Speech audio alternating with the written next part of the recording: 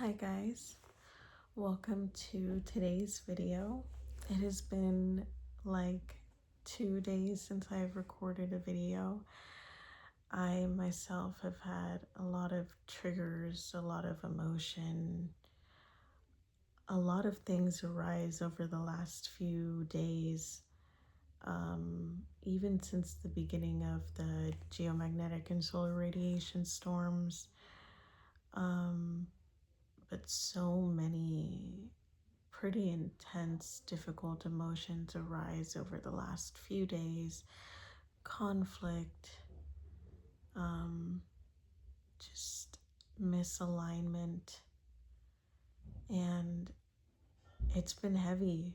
Like, it's been very heavy. If you feel the same way, maybe a lot of the collective is going through this, going through a really intense emotional time. And also, like, if you're in the United States, there was just like a ice winter snowstorm that happened that was very intense too, and just almost felt trapping.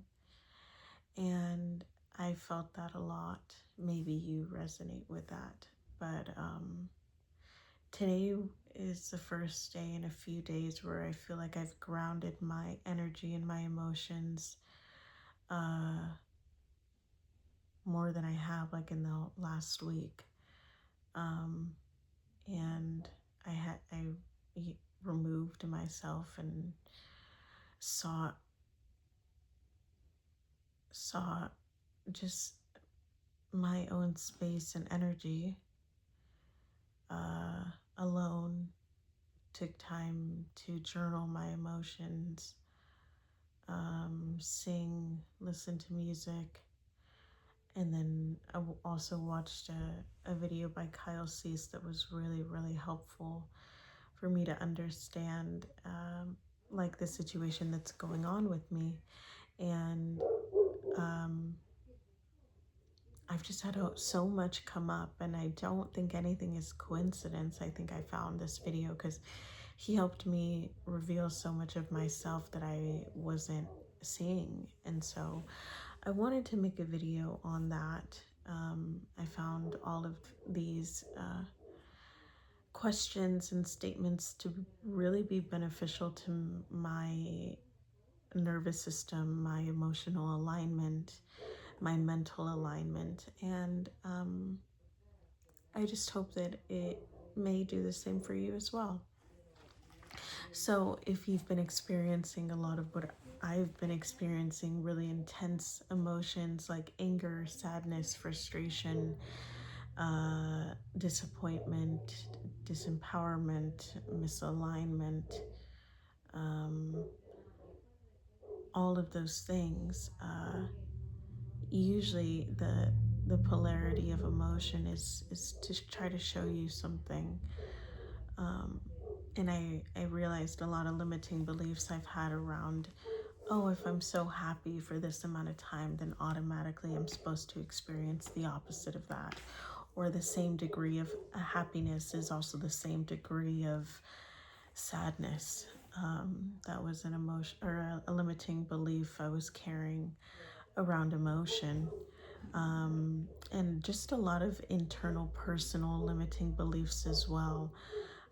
And so I watched this video with Kyle Cease, and I took some notes on different ways he phrased things that may be beneficial to you as well. If you find yourself telling yourself stories that don't feel really in alignment with you, but you feel stuck and you want your exterior to change, or you're not being reflected what you want to be reflected. And so one of the things that he discussed was making a list of I knew who I was when. And if you've been on my channel at all, you know that my life has felt very kind of sporadic and unplanned, and I'm unemployed. I moved out of the state I was in for 20 something years, and I just kind of rearranged my life completely, and I based my worth or I based who I thought I was on what I was doing at moments in time, but the truth is those aren't me. So like in my list, I knew who I was when I was in college. I knew who I was when I was working. I knew who I was when I felt established. I knew who I was when I was in this relationship or when I was so and so's girlfriend. I knew who I was when I was moving towards something in my life or progression or accomplishment. But none of those actually make me me. They're just parts of me that I experience in my life's journey. And so I realized that I just had this list of everything I thought I knew I was, but is not actually the truth of me, because those things change.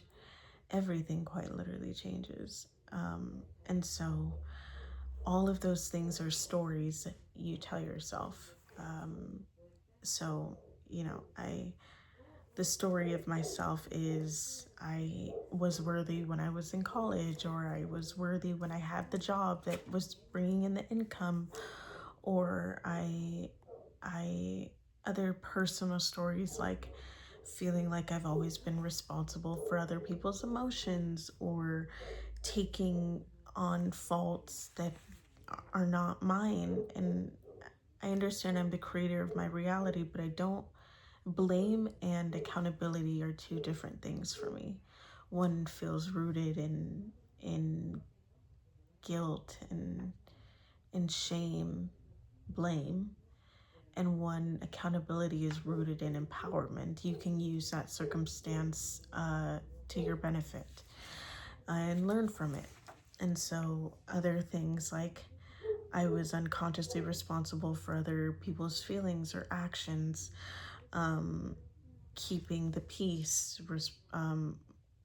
I was responsible for attuning to other people's nervous systems, even though they're not my own, before my own. And I just realized so many different things about myself and asking these questions.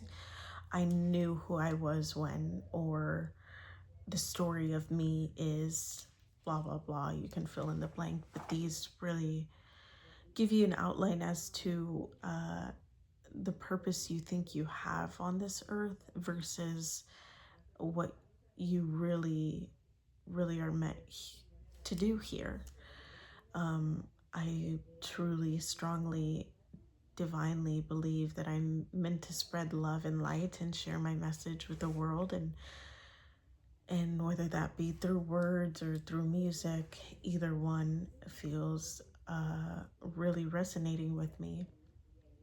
But along the way, I've created all of these stories about myself, or I've attached my worth to X, Y, and Z that is who I knew I was, but not who I am now, which also doesn't make sense because I can't compare different versions of myself to different versions of myself.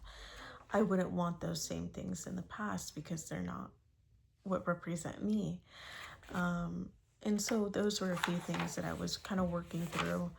And then one thing he asked that I felt to be really powerful was, what are my false I know who I am when statements? It's kind of like the thing I was just talking about. I know who I am when I am accomplishing something, or I know who I am when I am consistently doing X, Y, and Z. I know who I am when blank, blank, blank. So, but with those, I know who I am when, I don't know who I am without those stories. So I don't know who I am without a purpose. So for someone who's found that I don't really know exactly what I'm meant to do here on earth, but I know I'm meant to share my message and spread love, and whether that be through these videos or through music, I know that, but I don't know what that's supposed to look like.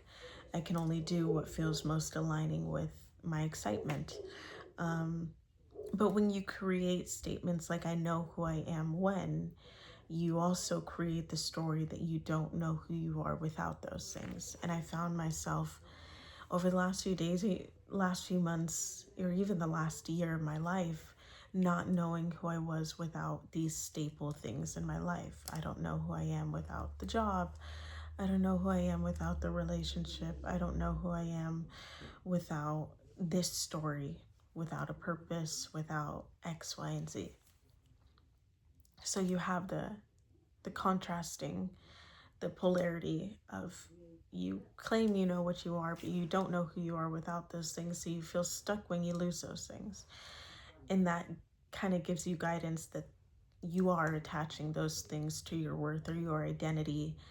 And you may find yourself losing those things to return back to self, source, your soul, your heart, whatever you want to call it, God. And so one question he asked was, did I know who I really was, or was I just repeating the pattern? And that's a big thing for me, because I find that I've been repeating patterns a lot. I am repeating the pattern of doing to feel worthy. I am repeating the pattern of creating goals to feel accomplished, but I can be accomplished and proud of myself here and now.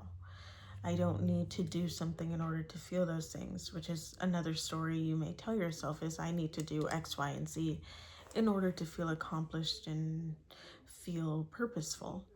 And then some other more personal ones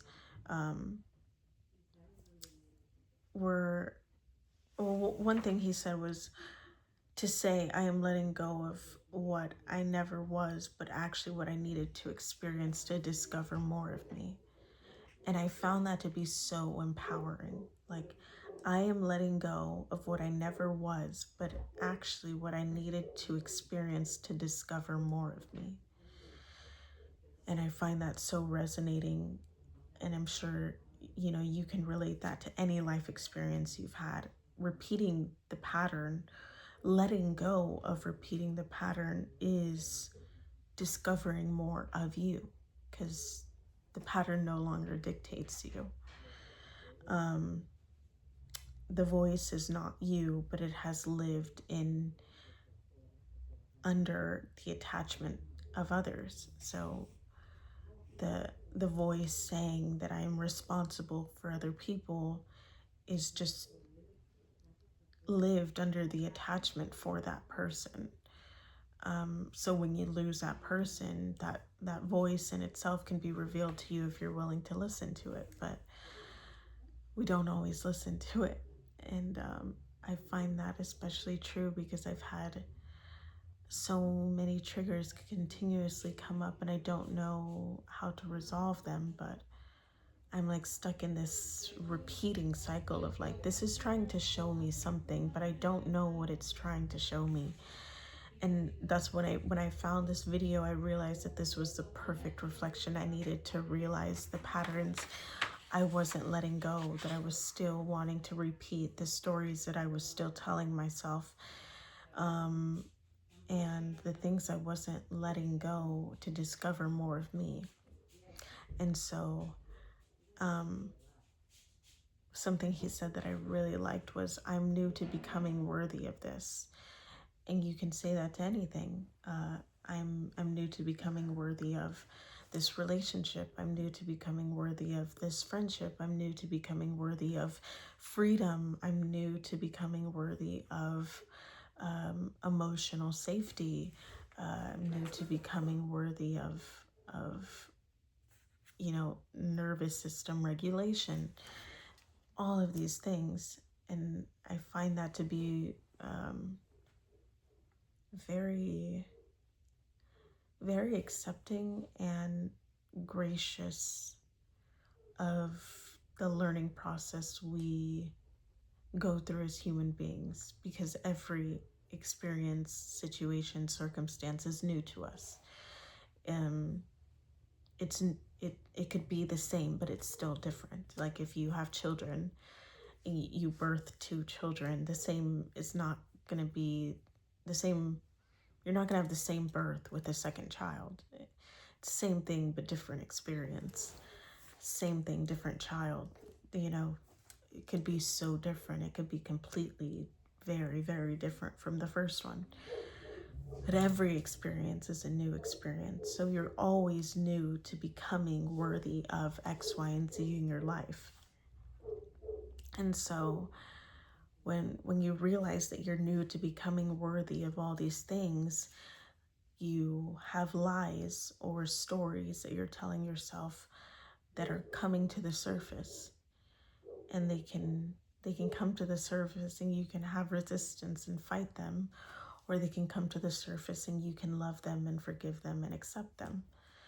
And I've realized that so much with personal stories or lies I've been telling myself. For example, the lie being I need to be seen and heard, or that I am responsible for others' emotions, or that I am unsafe in unresolved situations, or that I need to regulate myself with another human being.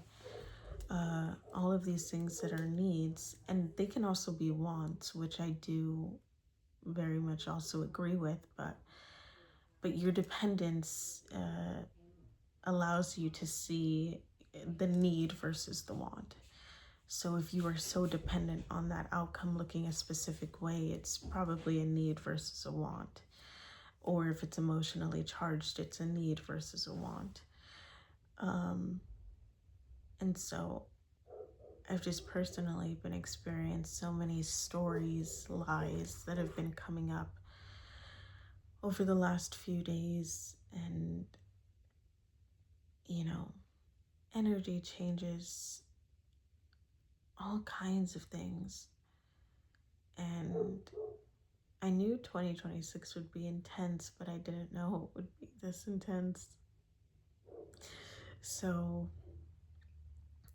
I just make this video to help anyone who sees it. If any of this found to be really, really beneficial. I learned a lot of this from Kyle Cease. I absolutely love him. I enjoy so much of his spiritual work because it's very sensitive and open, and he just has so much presence when he speaks to other people. And you can practice that with yourself if you obviously don't, aren't booked with him or whatever. But yeah, I really enjoyed all of these things, going through these things with myself, because it allowed me to uncover a lot of the stories I was still telling myself around my worth. And I truly feel like that's why I've had so much